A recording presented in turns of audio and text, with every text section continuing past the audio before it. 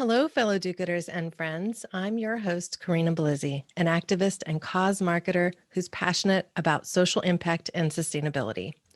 Today, we get to cover a subject that is really near and dear to my heart: education and access to higher education. Education has always been important to me personally, even as I struggled through the fourth grade with an impossible professor, Mr. Ilton, and even in high school when I had some personal struggles that led to me nearly dropping out or nearly flunking out of high school. A few people really helped me to get through in ways that I will always remember. And now I'm only one quarter away from completing my MBA at Santa Clara University. My point is this: many of us encounter bumps on the road that can derail us. We encounter problems of self doubt, and we may not have the money we need to pursue the education we want and deserve.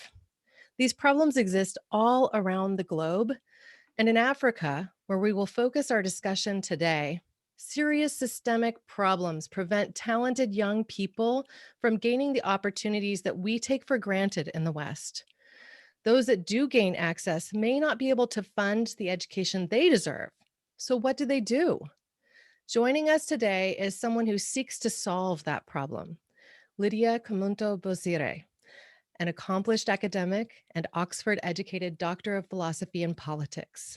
Lydia is a founder and CEO of 8B Education Investments, a financial and education technology platform that specializes in lending to African students so they can attend world-class global universities and succeed. As a Kenyan national, Lydia brings her personal education journey and over 18 years of work experience focused on issues of international politics, development, and human rights. Prior to founding 8B, Lydia worked at the United Nations, the World Bank, and leading global nonprofits. She publishes and speaks on a wide range of topics, including the role of innovative finance in achieving the sustainable development goals and the role of world-class human capital in African development. Lydia, it is an honor to have you here. Welcome to the show. Thank you. Thank you so much, Karina. With the stage I've set so far, the field is really wide open for you to share your personal educational path. So why don't we start there? Tell us about your journey from Kenya to the University of Oxford. So, Karina, that path was made possible by a lot of luck. I would wish that every ambitious young Kenyan or African had the same luck. But that's not always the case. My story begins. I was born in Kenya, um, in Kisii, in Western Kenya, and I had the fortune to attend a high school that is one of the leading high schools in the country. At the end of high school, I knew of a girl from the high school who had gone to something called the United World Colleges. And that made real the idea of global education to me. And then I had this chance encounters, and this is where my luck begins, chance encounters with information that enabled me to realize this idea that I could study in a global university. So I got to know that this girl was studying in this global high school. And then I happened to see a newspaper classified ad, if you remember those, that was announcing that very scholarship to that high school that this girl that I happened to know of was in. And one thing led to another. I applied, and out of the hundreds of applicants for the scholarship, I was one of the two that got it for the United World Colleges. I went to a school in Wales that was in a Hogwarts-style castle that was absolutely fantastic. It is one of the schools that actually invented the International Baccalaureate way back in the 60s in order to enable global education.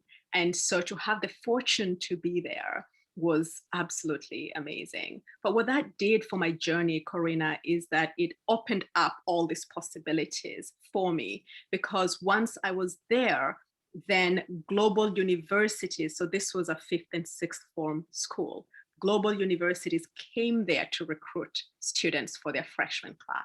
And so that's how I ended up in Cornell. I did not know where Cornell was, and I met the admissions dean when they visited this high school. It sounded like an interesting place. New York always sounded like a good place to go. Little did I know that it's actually not in New York. It is in a village very far away. But that's how I ended up in Cornell. And while in Cornell, I studied government and international relations, worked in a number of global organizations, including the UN in the health section, the UNFPA and the World Health Organization, went off to Oxford, initially fully funded, and then after that, not. And I'm sure we're going to get into that a little bit later, Yeah, but this is when the building blocks of what I'm currently doing with 8B were formed. But that, I hope, gives you a sweeping version, a short version of the story from Kenya to Oxford. Well, it certainly does. I mean, you brought up a few things that got me chuckling along the way. I mean, people outside of the United States might think of New York as all of it is New York City, much as they think California, where I live, is all Baywatch or all beaches and really sunny days, whereas up in the northern side of the state, it can be cooler.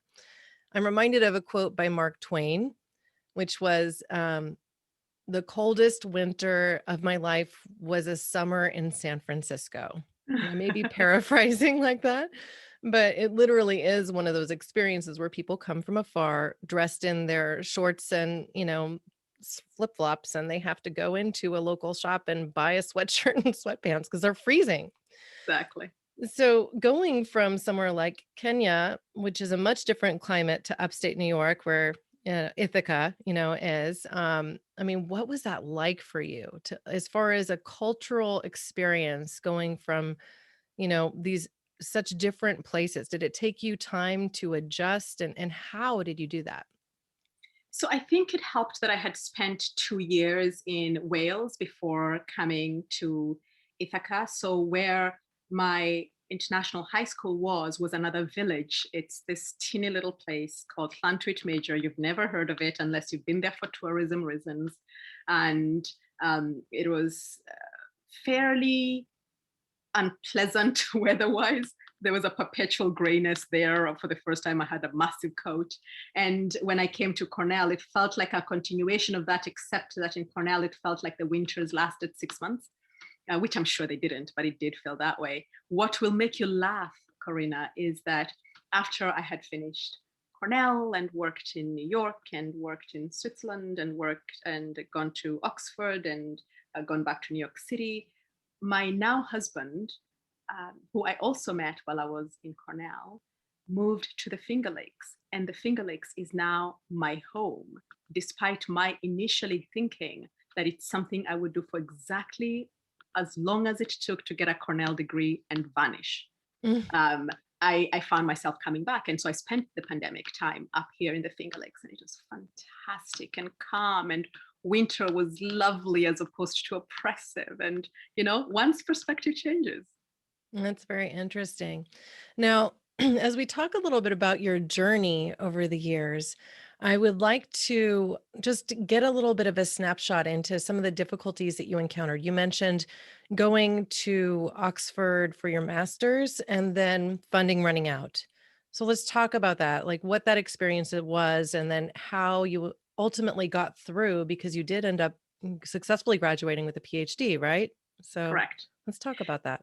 So I think that story actually begins before Oxford. The story begins when I finished my first degree in Cornell and was looking to apply into a master's program. That's the first time when I realized that funding can be an issue. And it sounds frivolous to say that, but after getting the initial scholarship to go to the United World Colleges and subsequently to Cornell, it appeared to me, because Cornell was a well-resourced place, that you simply needed to apply yourself to it and resources would appear.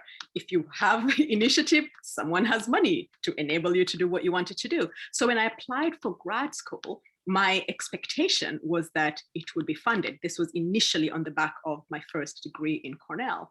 And my first major rejection was from Harvard School of Public Health, where I had applied for an MPH and received an offer with zero funding. I thought it was laughable because how could they imagine that a Kenyan would afford to attend? But that swiftly became something that I became accustomed to. So in the years between my Cornell degrees, because I then did on the back of my bachelor's, I did a master's still funded by Cornell. On the back of those degrees, between that and going to Oxford, I made it a routine to apply to grad school because I wanted to go on to another degree to do a PhD, for example. And I was routinely rejected for the funding. And what that taught me was that there was a problem there. When I finally got an offer to Oxford for a second master's, that was funded for the first year and subsequently not funded. So how did I address that, you asked? So I contorted myself into a pretzel. I changed colleges. Oxford is organized in colleges. So I moved from one to another that I had a bit more money. I took on 2 jobs, one consulting back with a UN entity that I was with and one consulting for a philanthropist in London. And I did the kinds of things that you do, except you normally do those things when you are an undergrad and you're flipping burgers and you're doing 7 other things. When you're doing your research, you do want to be focused on the research, except if you can't pay for it, in which case you have to find time to do your PhD research and also find time to do the kind of work that pays the bills. But those experiences, Corina, starting from the Cornell time when my application to Harvard was unfunded and leading on to my second year and onwards in Oxford not being funded, those experiences put firmly in my parking lot the idea that there was a real problem here that I needed to have a hand in solving. And so after the years of working across the multilateral system that I was so lucky to have, when I felt the time was right, I was able to then shift fully into this thing that had been baking for quite some time. And so I feel like it's one of those, the things that you have to do something about. You can't really continue ignoring it. And that's how I felt when I started HB Education Investments. Wow. So, I find myself wishing that you would do the same thing for students in the United States.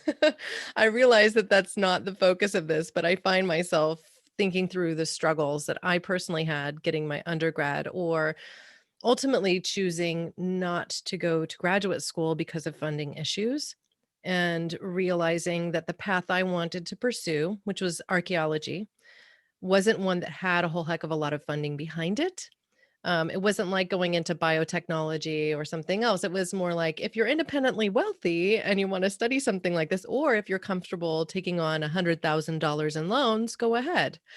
So, no, yeah, you're so right on that. So I do not at all wish to minimize the struggle that US or OECD students face when they are, or students from developed nations also face when they are looking to finance their education. So, European students typically have it cheap or free. American higher education is quite pricey. What I do admire about the American system is that in its nooks and crannies, there are solutions for students. And it might tie your hands in some ways. The option is there. My frustration when I was in my second year in Oxford was that nobody could bank on my direction of travel. Nobody nobody could give me a loan. There was nobody who could say, here you are, an African woman in Oxford. We don't have enough of you. I can bet on your pathway of travel. You will end up having a good job for sure. You will be able to pay this back. That faith just isn't there. We don't have a system for that. In the US, you do have it, and it might have, it fails in a number of ways, but it's there on the whole. It can be improved, but you have something to work with. When you're talking about students coming from places like where I come from, that option doesn't exist. What I would wish for African students isn't to have them replicate the US system, which is not possible. It's to have them have something approximately similar to what students from the Indian subcontinent have, which is you're going to, I recall, I'll tell you as an anecdote, I went for my reunion for my UK high school not long ago, and we went for tea, which is what you do in small cafes. And here was a lovely young student from the Indian subcontinent, and she was studying food anthropology at the School of Oriental and African Studies, SOAS, in London. And as I typically do, and I've always done this ever since my own funding challenges, I asked her about herself and what she's studying. And I asked her if she doesn't mind telling me how she was funding for her education. She said, "Oh, I went into a bank and got a loan to study food anthropology." Yes, I did. And that's what I would love, the autonomy that it gives you to know that you could pursue any direction you would like. And people can bank on it, because when you are determined, ambitious, high achieving, you will do well. That's what I would wish. But I also have a bigger point behind this. It doesn't stop at the individual. When you come from the kinds of societies that have leadership that still has many deficits, where the capacity of institutions isn't there, and therefore stewardship of that institution depends on people, and the importance that those people have the best access to education, the best networks, the capacity to mobilize capital, the capacity to get things done. And that, for better or worse, comes with high quality education. Every society has that. And I am wishing that for African countries who cannot afford to finance it themselves, and hopefully what we're building can help contribute to that vision. So is 8B also working to provide more of the opportunities to students that were in your situation, where you felt like you won the lottery, getting the seats to go to another country and further your studies in high school and into college? Yeah, so ultimately it is a product that is solving what we see as a market failure. And the market failure is there is demand, but there is no supply. There is demand of financing. Students who come from the village where I was raised are, by hook and crook, doing what it takes to get into NYU, and then they don't have the money to attend. That is demand. The providers of resources either don't see the size of the African market. So it's our job to explain just what that market size looks like, or they are caught up in concerns around brain drain. What does it look like if we're taking the best and the brightest out of the African continent? And we find it our job to tell them, actually, there is more where those came from. So, please, you should be funding when students are smart and they're getting into the places, their first choice universities. You should be funding them to go there, because that creates space and creates more breathing room, if you will, in the university system at home, which actually doesn't have enough capacity, right? So there's a whole range of reasons why that is important. And we find ourselves letting the market and the potential investors and supporters of this know what that space looks like. And so we are then agnostic about where the student came from. Is a student already having a degree from Cornell and wanting to get another one from Cornell and now has no money? That is just as capable a student as a student who is coming fresh off University of Nairobi and wanting to come for a master's in NYU. And that is just as exciting as someone who's coming from another country, which is in the OECD, Germany, and coming for their MBA in Babson, right? The consistency is that they're originally from African countries, and they, by virtue of that definition, do not have other financial instruments that are taking care of their specific needs and underwriting for their specific type of risk that they're assumed to present. And that's the gap that we feel. Okay. So, one of the things I've thought about is specifically people that are international students tend to pay a much higher rate for the education they're receiving. And that isn't always the case. I believe private institutions have different metrics and different systems by which they initiate that, let's say, international school markup. But I recall that even when I was going to community college in Cupertino at De Anza, that I was paying a fee that was something like 1/10 that of the international students that were coming in. And so international students were literally paying, the same rate that I might pay to go to Stanford just to come to a community college. And so I wanted to understand from your perspective, what portion of the problem that poses versus the other, because I would venture to guess that institutions like banks partially look down on that loan because of the fact that it could be so much more expensive than funding the education of an American student. Absolutely. And I think you're right on that. So the way we think about that is that we're not funding the full ride, the ticket price, if you will, the sticker price of an education. The students that we're funding, we're requiring that there is some skin in the game from the university.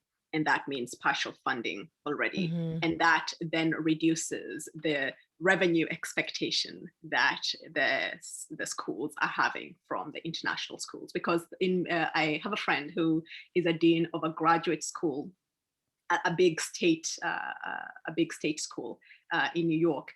And when COVID started, he told me that part of his crisis was that his international enrollment had dropped by 48%.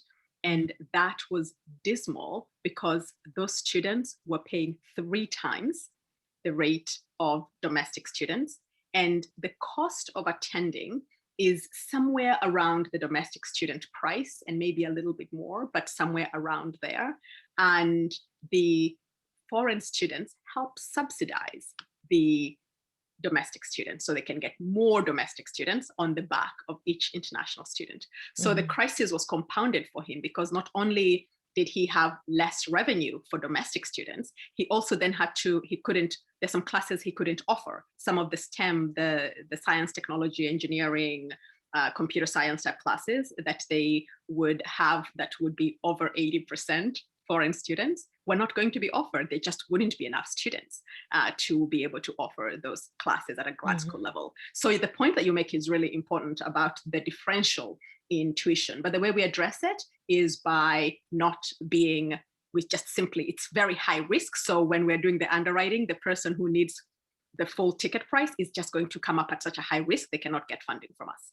And so that what that does is it incentivizes the schools it incentivizes them to think about how much do they want this diversity versus the revenue, right?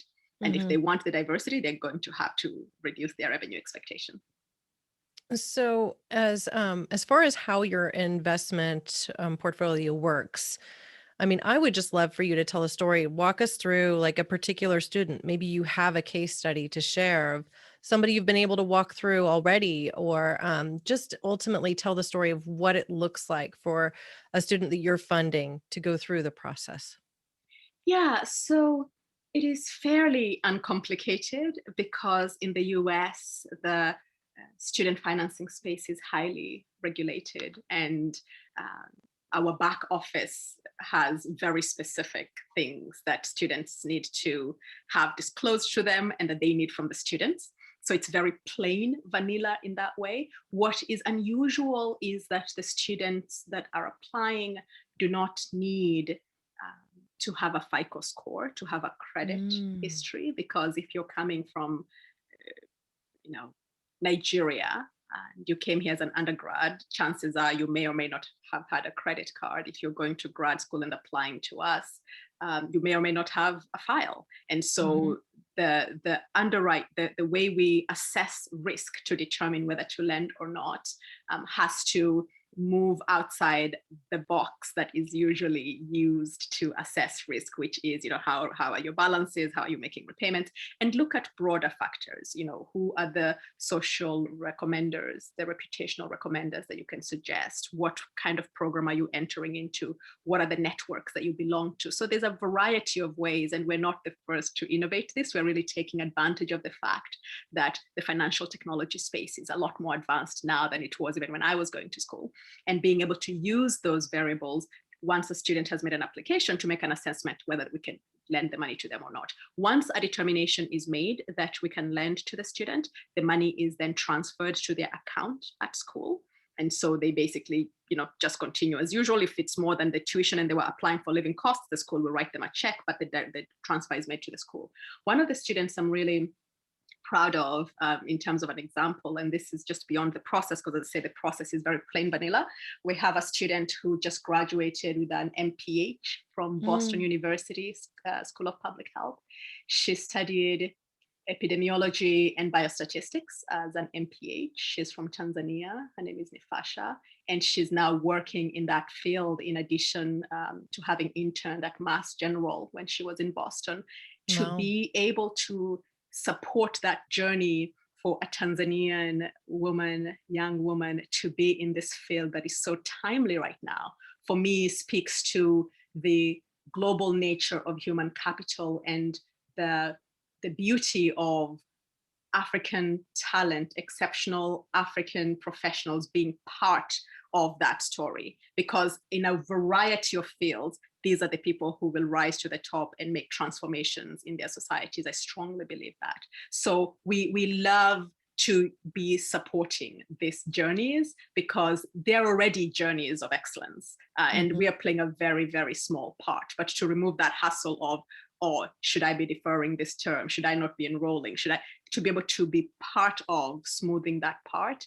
that path rather, is something we're really grateful to be able to do. Well, I think that's a beautiful story. And one of the things I wanted to touch back on is something you mentioned earlier, because I don't know that the lay audience has really heard the terminology brain drain. So I wondered if you could just expand on that a little bit, so people understand what you're talking about when it comes to this. I have personally also heard that term used in different ways in the nutritional space. I think people like the rhyming combinations of words to describe a number of things. So why don't you talk about that for a moment? No, thanks, Karina. The brain drain is such an interesting term. So it used to be that once upon a time at independence in the 1960s, there was a handful of doctors in the DRC, the Democratic Republic of Congo, and another handful or dozen professionals in country X and country Y. And what that did is to create this sense of scarcity about African talent, that there just isn't enough of them. So if you attract them to come to the US, you're going to leave villages upon villages without help, right? That idea became conflated with, and I think this is unfortunate, with generally the global mobility of African talent, including students. Those are very different facets of mobility. One is trained professionals who may be being counted upon for particular sectors, and this is true today for African nurses from English-speaking African countries receiving visa privileges to go to places like the UK or the US and elsewhere. So that genre of mobility becomes entwined with, and therefore leads to bad argument in conversation when it's combined with student mobility. So the young, future Marie Curie who is topping her chemistry class in village school Y, who just managed to get an offer in Caltech or in, BU. And we look at both as instances of draining, that is really a very visual term, the African continent of talent. And I struggle with that. And since I work in the student space, let me focus on that for a second, and then I'll go to the trained professional point for a second. In the student space, when we mobilize the language of brain drain, what we do is to constrain the choices of very smart students who should be part of global innovation ecosystems. The way I think about it, and I think I have talked about this in a number of places because it frustrates me, nobody looks at the head of Alphabet, Sundar Pichai, and says, what a terrible brain drain for India. He should be back home solving technology problems. But that's the lens from which we look at the African talent that is in the similar space. What is true about India is that we have come to expect that the next Sundar is going to be instrumental in building global cloud computing, and there's many, many more where they come from. So we are, here, no wonder my young friend in London could go into a bank in Delhi and get money to go pursue whatever her dream is, because everybody knows there is more of her where she comes from. Mm-hmm. But for the African continent, the concern is that there is not enough, when actually empirically it's simply not true. So that makes it harder to make the case at the grant level. It makes it impossible to make the case in other spaces where people want to be demonstrating African concern in a manner that is actually detrimental to those smart Africans who should be, going into the world and doing their part. So the way I summarize it, I wrote an article by invitation recently on the Africa Report on this. I think there are three big ways to think about the mobility of smart African students. Number one, concern about it has an underlying assumption that there isn't enough smart talent on the African continent. And that's simply not true, because we now have, when I was graduating high school, I had to wait 2 years before I could enroll in university if I had stayed and not obtained the scholarship that I got, because there isn't enough space. We have to space out the students, and there is a 2-year lag period. And therefore my leaving actually opened up my space for another smart student to go to university. So there is that, the fact that the empirics on the continent is that the numbers are there, the data doesn't back up the concern, and it's detrimental. So if we can address that, I hope that the term brain drain can be put to rest, hopefully sooner than later. Well, I was honestly surprised that it even existed in this context. So I find it personally very difficult to separate that concept from a blatant racist remark. It's as if, we are essentially saying people from another space, people from another place, people who are somehow lesser. They don't have as much talent. They don't have as much of this or as much of that. It's so difficult for me to hear it by reference to an entire continent of people that I find it, quite frankly, offensive. It's an offensive term. So I think what people who work in this space are trying to push, and that's something that I find myself trying to encourage in conversation, is brain circulation. We have all been celebrating the last few weeks that the head of the World Trade Organization, a vital entity in this time of vaccine nationalism and trade wars, and we need multilateral solutions for that. The head of that has recently been appointed is a Nigerian woman. We celebrate her in her 60s heading the World Trade Organization, but her journey started with her going to Harvard for undergraduate, going to MIT for her PhD, working at the World Bank, being part of a global brain circulation. Her Nigerian experience is part of the richness that she brings in every policy room that she's in. So we cannot vilify that earlier move from Nigeria to Harvard and MIT and to the World Bank and that network that she built. We cannot vilify that and then celebrate this outcome, which is, oh, look, African woman heading the World Trade Organization. There is a bit of a disconnect there. And I worry that part of that is because of the narrative that the media typically has had of the African continent. And that has had me very frustrated as a person who finds myself in many occasions as the only African or the first African doing this or the other. And the narrative is one where Africa is a hotbed for war and disease, right? We don't really think about Africa innovation and the fact that, to your point, there are, per square kilometer, there are as many potential smart kids on the African continent as they are in the, Absolutely. In any other country in the world. That's just objectively the way it is. But the capacity to match that ability and that potential with resources and to enable it to be realized is the big gap. And that's where we, entities like us, step in. But we see ourselves as part of a broader symphony of solutions. I mean, by the time we are coming into this space, there's already primary education and secondary education and literacy and so many other things that must already be in place. But all those things to one side, the reality is that the African continent is endowed with just as much human potential as elsewhere. And it's unfortunate when the narrative suggests that it's not. So we hope that Right. by having more Ngozi Okonjo-Iweala's younger versions of her striding into every university that they can get into, we will over time reduce that concern that this is a place that doesn't have that that capacity. Right. Well, I think that as we continue this forward, as more people of different straits from different backgrounds gain access to education, gain access to world-class resources, that we will shift that tide. But I think you're absolutely right. There's essentially a systemic breakdown. There aren't enough resources. If you have to feel like you won the lottery to go to university, there's a problem and that needs to be addressed. There needs to be an improvement of resources endemic to the African continent and also here in the States in communities where there aren't as many educational resources, where you have children going to school and there's, 60 in a room, when the teachers who teach them say, I really need to have my class size shrink to be able to give the quality education needed to these kids. And we see this time and again that it's almost like we run through these periods where everything gets stripped to the bone. And then you need to start building back because you've stripped it to the bone. And then suddenly, taxes aren't approved and you get stripped to the bone again, you build it back, strip to the bone, build it back. And that's Yeah. essentially the forever status of the United States public school system.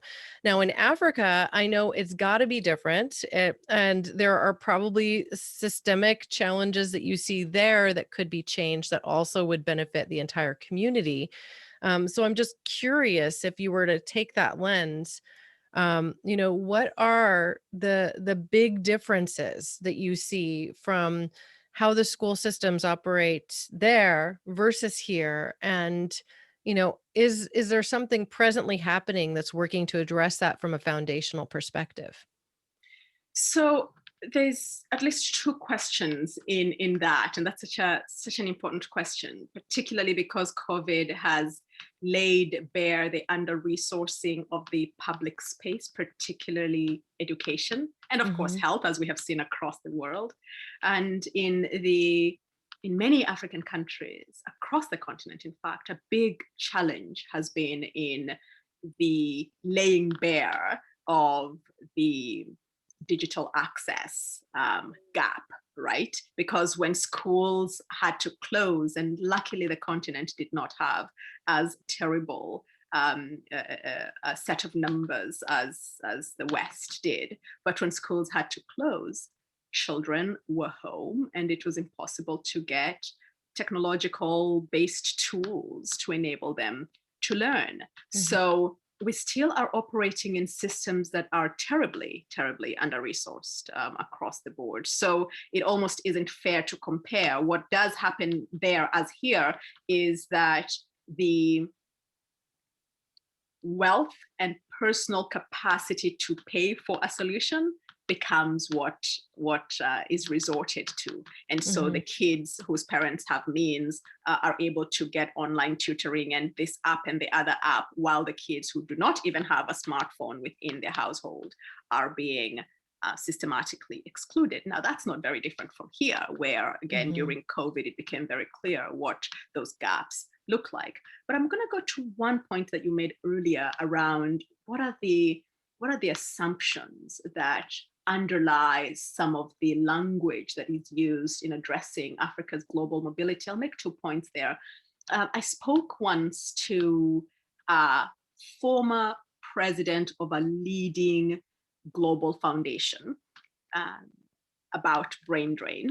Mm. And what he said, his foundation is very big and well known in education. And what he said was that there is almost an assumption in the global spaces, and it's very entrenched, that educated Africans lose the right to mobility.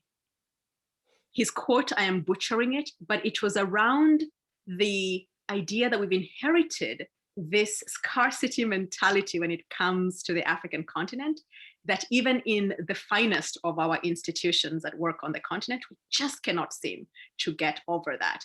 But there is a way in which getting over that is really useful for the US itself. And I'll go down the racial conversation, but in a different way.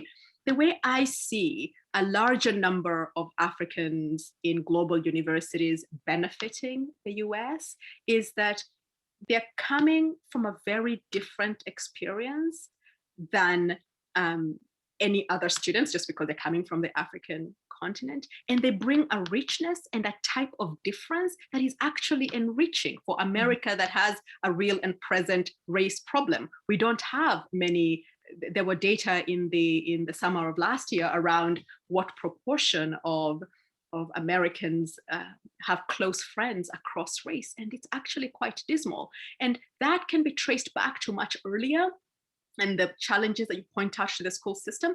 But one place where one can actively change that is at the university level. Enable problem solving across difference. Let your MBA partner be a Nigerian and an Ivorian, in addition to a Pakistani, right? So that when you grow into a policy-making role and you're the CEO of this or other, or heading X, Y, and Z foundation, you know that these individuals are representative of places that you may never have as close an insight into as you did from their own experiences. And you know that there are smart people there, and they do this and they do that, and you're easily able to get over some of the prejudices that might otherwise come attached to these various places of origin. As the world gets smaller, more global, more interdependent, it is going to be so essential that we are exposing our students to the fullness of diversity that is there globally. And I think that's going to be important. The second thing that is important in that same vein is that the diversity story, at least in the US, is also a story about the inclusion of Black students. And while the African continent is diverse, it does have a majority Black students who would be coming into our college campuses. That is something that is going to be enriching for US universities that are looking simultaneously to perform their function of educating, but also a social justice function. So I'm hopeful that this wind that is blowing on this issue, or that is hoping to advance this issue, is able to make universities and other stakeholders in this space be more out of the box thinking about what this diversity could do for them, and what companies like ours can add. I couldn't agree more. Now, I want to get to a discussion around COVID that's impacted a lot of international students over the course of the last year. We saw university campuses shut. We saw mandates in some cases that if international students were going to stay in the United States, they had to attend physical in-person courses. I personally saw this happen at my university, at Santa Clara University, where I'm attending as a student. And the campus had been told that unless these students were going to be present for on-campus courses at least 10% of the time, or a certain number of units, that their student visa would be revoked and that they might have to go home. And so I would like for you to talk for a moment about the implications of that type of action. I mean, I would imagine that it has impacted the perception of American universities and the minds of students that might want to attend them from a global perspective. And from my own personal seat, I would think that it might impact their faith in those institutions, which could be a disservice to the very institutions that we're talking about, per your earlier comment that, we need our universities to offer more interpersonal enrichment and a global feel to really be a part of the new economy that is in the 21st century. No, you're absolutely right. That's such an important question. And there was so much distress among all stakeholders who work in international education when it seemed like that would be a requirement. Thankfully, they stepped back from that requirement and enabled there to be greater flexibility by the universities about how they offer instruction, bearing in mind the fact that the students were not the ones that had changed their wish on how to be educated. The universities had to do this in order to respond to public health needs. But what that did, that and a number of other things that have happened in the recent years, is to shake the faith of many who look to the US as the place where the best and the brightest come to study, there really has been a shaken, that faith has been shaken. I also think that it was already getting progressively harder when you graduate to get your work permit. The There is HB1, right? I got that when I graduated Cornell. It's you get something called the optional practical training, and at the end of that, if a company sponsors you, you get this H-1B visa and gives you 3 years of work. And it was already becoming increasingly hard. It's a bit of a lottery how you get that, which is a shame, Corina, because what the US has managed to do over the last half a century is to attract the best talent. And the founders of incredible companies have many founders, large proportions are either themselves immigrants or their parents were immigrants. The immigrant story in America is one that enables the society to regenerate and to always be at the cutting edge of innovation.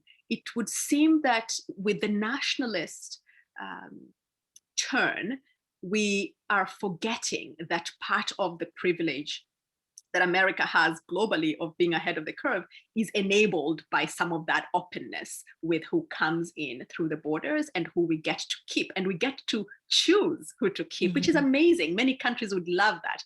And you are seeing many countries across the globe innovating to be more attractive to talent. I mean, people are going to Canada, the UK, Australia. There's a number of places where if you graduate, there is a point system. If you're under this age and you can speak this language and you have this degree, here are working papers, start tomorrow. I mean, not quite the same, but something very with much lower transactional costs than you have in the US. So I feel that what the US has in the last couple of years done, unfortunately, is to become less attractive for foreign students, and parents worry about how we've addressed COVID, for example. And there's a lot of concern about what the US's interest is, frankly, in global talent. That does not stop an ambitious student from wanting to come here, but it makes them look broader in terms of where the options might be. So my hope is that some course correction can get us back, because there is always an 18-year-old getting ready to go to school. There's always a 22-year-old getting ready to go to grad school every single day across the world. And so that's the luck. The luck is that young people are not scarce. What I hope is that the policy environment can be friendly to the mobility of talent into the US, because America benefits and so does the world. Yeah, I would completely agree. Now, have you seen that as a direct effect of this last, let's say, in particular, the last year, that students are expressing more of an interest in going to schools in the UK, Canada, and Australia, for instance, than the US? Is there a movement there? Are you seeing?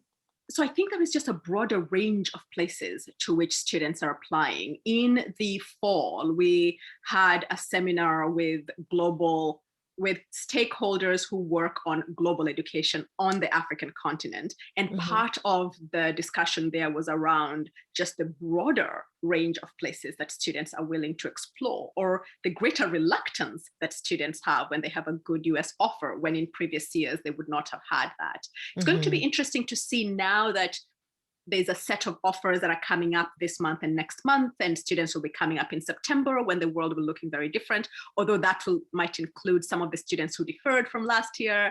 Then they will have to be part of the pool that's making choices. But it's going to be interesting to see how lasting this effect, this dampening effect, may have been. But there was also the fact that the global pandemic looked different in America than it did elsewhere. So it was scarier. It felt scary. Even my parents in Kenya were concerned for me. I'm typically worried for them. And now they were worried about me being in a red zone. You guys okay? They worried. So I think there's a number of factors that will be very difficult to disaggregate that will affect how students choose where they land this fall. My hope is that America's capacity to to heal and to move forward and be a better version of itself year after year is something that we will see happening, and that will continue being attractive to people around the world. Now, one of the things we did see this past year was a global movement to online, which we've touched on, right? And I have personally been wondering if that impacts a lot of students on an international perspective. Like, might they choose to go to a school that offers an online only program for their higher education? Is that a positive path for them, or is it something that you think would pale in comparison to the international in-person experience that they might gain? That's a great question. And I think the jury is still out on what the opening up of online education and the making it an equal of in-person education, as opposed to, as one of my friends calls it, an unfortunate stepchild of it. What might that do to the popularity of either online degrees or hybrid degrees? Mm-hmm. I know a very, very well-known institution that until COVID had only one master's program fully online. Mm-hmm. One. COVID forced them to have a variety of premium degrees that were previously only obtainable by showing up physically online. Now, you'd still have to pay exactly the same price as you would showing up physically. And that's why I say it's no longer the unfortunate stepchild that you charge a fraction of the price for. They're having to make the new argument about how it is similar to the physical education. But I think this is going to lead to outcomes that we cannot even start to envision now. We're still in very, very early days of this. One of the schools that I'm really excited about what they're doing with their online education is Minerva Institutes, because they are, if your listeners have not encountered Minerva, they should dash first thing and read about them. They basically are reinventing the selective university. The founder was asking himself, what would you need to do if you were to recreate a Harvard, but with a social justice mission, but without selecting for proxies of wealth, all the things that you were mentioning earlier that are problematic with higher education today? And the answer is this product that they have called Minerva that is fascinating, including being pandemic proof, I would argue, because they are already having one of the most advanced products for delivering higher education online. Because classes on Zoom isn't higher education online. No. That, it is, that's not what Zoom was for. And so products like Minerva's Forum, which is what their product is called for online education, is absolutely inspiring. And what that might do, I dragged one of their founders into a conversation with African universities in the fall, because I would love him to expand the imagination of some of the colleagues on the African continent who are resource constrained, who could enroll more students if online capacity was there, where COVID is impacting the universities as it is. But I see that as something that I can't, it's very hard to know where we go with this, but we go to really interesting places that are wonderful to observe. The second thing I was going to say about that is, the online-only degree starts the conversation in some quarters, particularly in the global north, around the credentialing and the disaggregation of the university, the equivalent of, should you buy a Mariah Carey album or should you, stream a Mariah Carey song, right? The university is telling you, here is the CD, while the 21st century is saying, oh, you don't need the CD, you can just stream one song that you like. And so the breaking apart of the degree is something that is a concern in a number of education circles. What is true about many students on the African continent that I encounter is that the credential is still a very important signal. The degree is still a very important signal. And it matters where it's coming from, particularly if you're going abroad to get it, because there are very few other ways that you're signaling to an employer that you can be able to do this bunch of things that they're expecting you to do. In some point in the future, at some point, there might be a way that employers have better way of working with universities so that universities can better assess and therefore better prepare the students for the world of work, where what is being assessed isn't, do you have a university degree from Cornell, but do you have these 3 competencies, right? But we're not there yet. And I think for many, many students in the global South, the degree is still premium. And Yeah. because the degree at a global level comes with a network, the physical degree is still going to be important. But your point is so important because I have heard the comparison of the disaggregation to the music industry. I've also heard the comparison of the degree to, going couture gown shopping in Paris.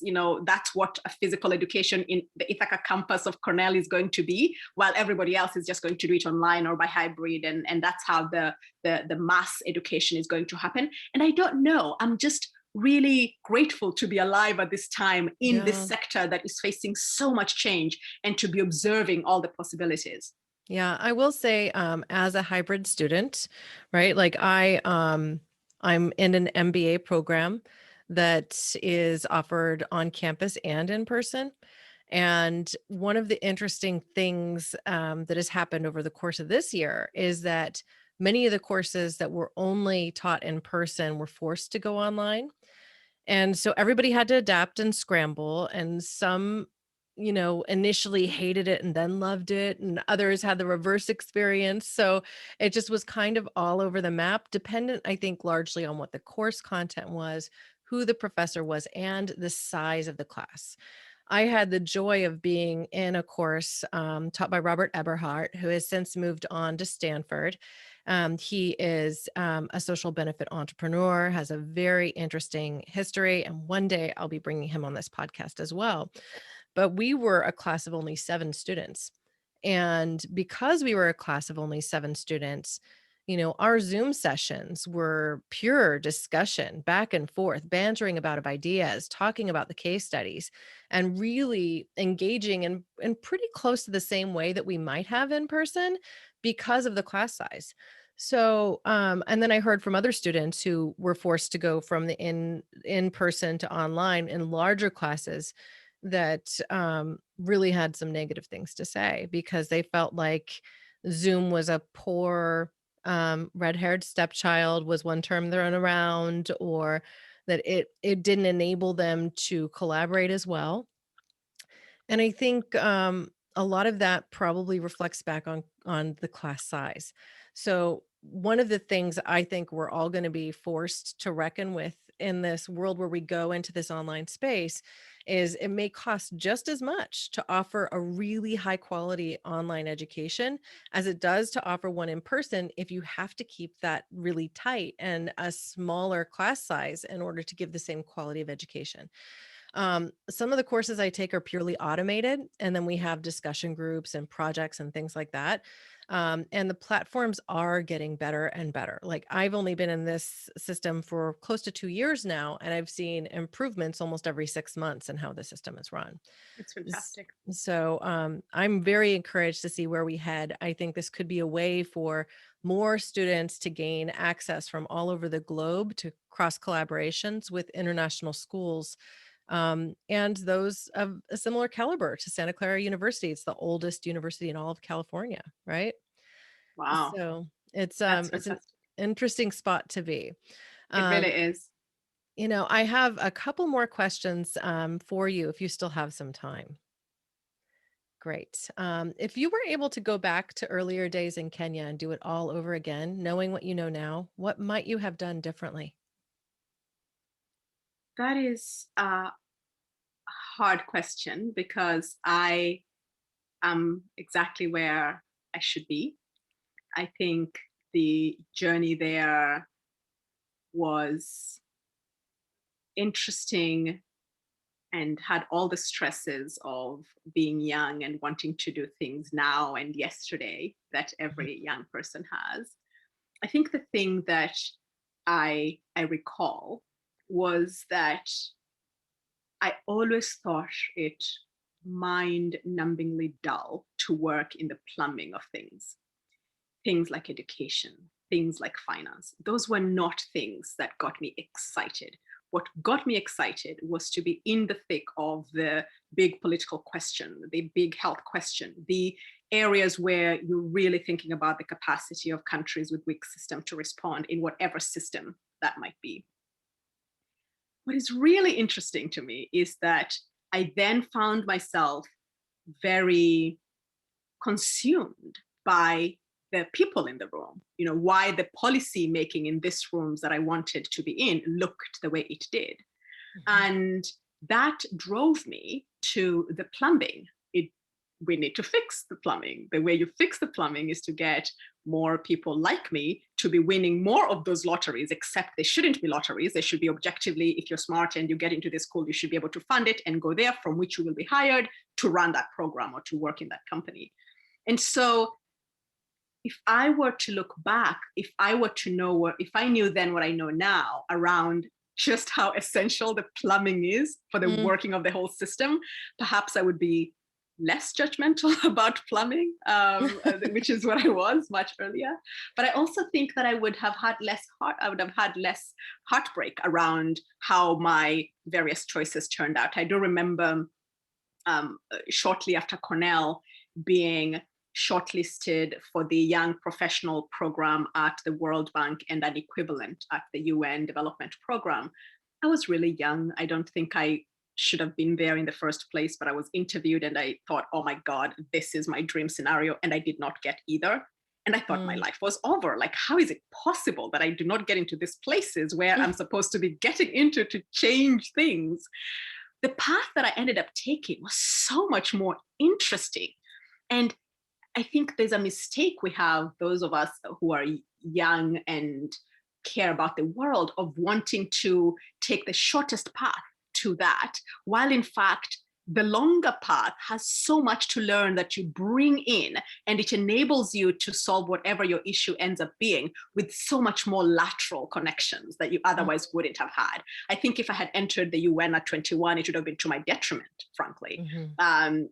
So I feel that, but if you had told me this then, that it's good for you that you're not getting this post, I would have been, I would not have believed you. So I think knowing the things that I know now, I would just follow the journey. Follow the journey. That would be the advice I would give my younger self.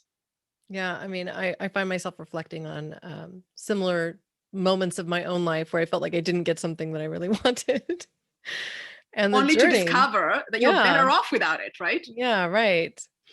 So let's fast forward 5 years for a moment. What is the change you will have created with 8B Education Investments? I would love to be closer and closer to that ideal where the African student walks into a bank in Abuja or Kampala or Nairobi and is able to get a loan to go study whatever they want to study, because we know how to underwrite that risk and we know that we can bank on the pathway they're taking, because they are our best and brightest and their pathways should be enabled by financing. So what we're putting in place are building blocks towards that inclusion. And I would love to see us get closer to that vision in a 5-year timeframe. Yeah. So what can our listeners do to support that effort to ensure your success? Oh, that's such a kind question. I think it's really important that the world knows that this is a problem to be solved. Going back to where we started, which is we think of the African continent as a place of war and disease. And when you think about education, you think of it as, let's give some kids some literacy and some school uniforms, and that's where it ends. While it is a continent with just as much capacity as anywhere else. And to be able to define the fullest realization of African potential as something that can be invested in is something that we really want people to open their eyes to. We also, so I think what you're doing, Corina, in telling stories like ours that then get to new ears that are not yet in our converted circles is really important. We will be in a fundraise in Q2, so people can join our mailing list on our website, and they can be, if people are in the impact investing space and they are interested in how you make transformative multi-generational change. These are the kinds of, that's the kind of change that our product has. But I think there's something more tangible. We just, in the last 24 hours, opened up our ladder platform. We call it our ladder platform, but it's an information and mentoring service that we want to provide for African students who are looking for opportunities who are looking to advance their education globally. Either they are already in schools globally or they're looking to apply. We're looking for mentors, people who are good at writing essays or resume review, just mentoring African students and being part of the information ecosystem that starts to level the playing field for those smart students who are going to have to figure out what is an SAT and where do you take it and so on. We would very much welcome people to sign on to our website. It's just opened in the last 24 hours. It's going to be in beta phase for a while. So if any of your listeners are interested in being tangibly involved, please, by all means, they should. And is that a different site or is it still part of the 8B website? It's a subdomain of the HB website. So when they go to the HB website, they will see services, there'll be financing, and there'll be ladder. They can just click on ladder and get into the system and then sign on. And in due course, there will be students for them to support. Well, and support by that I mean helping with the mechanics of succeeding in the world when you're exceptional but you come from the village, right? Yeah. Well, I will absolutely include direct links to that in our show notes. Perfect. So people don't have to look around. And I think I'll put myself up there as well, because that's something I'd absolutely love to do. Now, before we close the show, I like to ask a couple frank questions just about the tips that you would provide to a budding activist who sees a problem and might want to try to fix it on their own in a new way, similar to what you've done with 8B. Like, what advice would you give to that person? I think respecting lived experience is so important. So the best way to solve a problem is the problem that you've experienced, or the problem that has been explained to you by those who have lived the problem, right? What I find to be challenging, and having worked for many years in international development as I have, what I find to be challenging is when, kid from Ithaca ups and goes to, save some people in Kisumu, Kenya. Like, nobody is waiting to be saved. Whatever you come up with is well-intentioned. It's not likely to be what is needed. Having some humility and finding the people who have the challenges that inspire you and working through them instead of looking to flag plant is something that I would wish for many young activists, because I feel like the graveyard of good intentions gone wrong is big. And to get around that is really take a step back. What is your experience? What is the pain point that you see? Or what are the allies that you can create whose pain points you might help alleviate in a manner that they see, in a manner that they suggest? I think that's one. The second thing that I would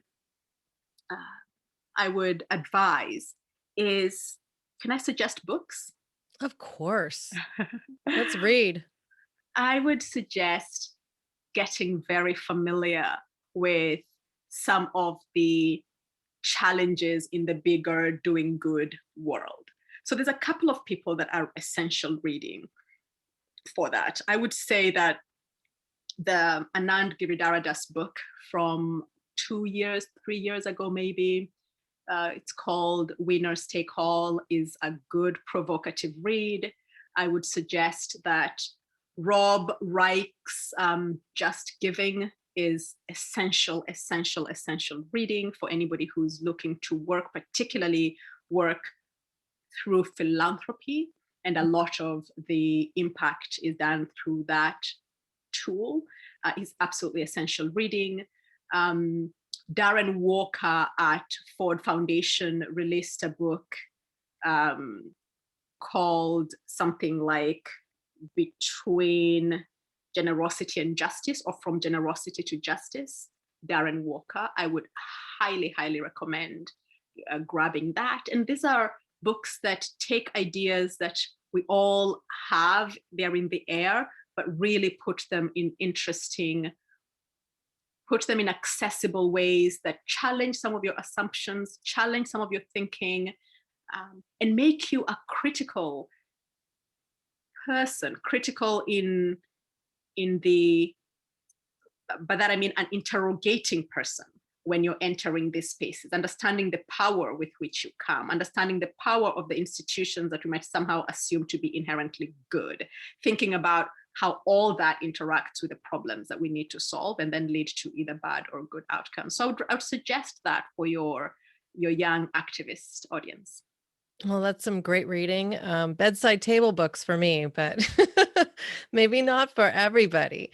Now, taking the 30,000-foot view, what do you want our audience to remember after our conversation today? The soundbite or takeaway you'd want them to carry with them into their day?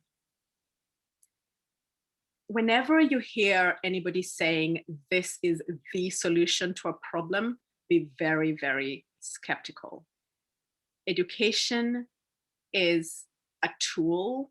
Even in itself, it comes with a symphony of solutions. There isn't one thing that is going to be the silver bullet to help us address the challenges in that sector, but it's also one lane within a broader set of instruments. Some of them might include governance and politics, something that you and I were discussing earlier before we began the podcast. Some of them might include other things, but all this is part of what one needs to have social transformation. So be wary of simplistic solutions, just as you should be wary of monocausal explanations for social conditions.